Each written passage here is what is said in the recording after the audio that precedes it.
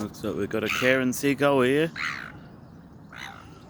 One of about half a dozen.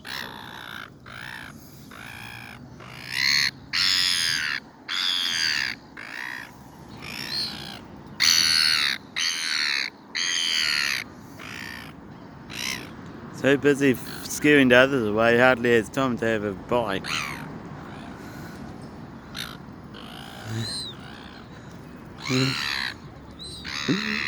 Oh my word, look at this.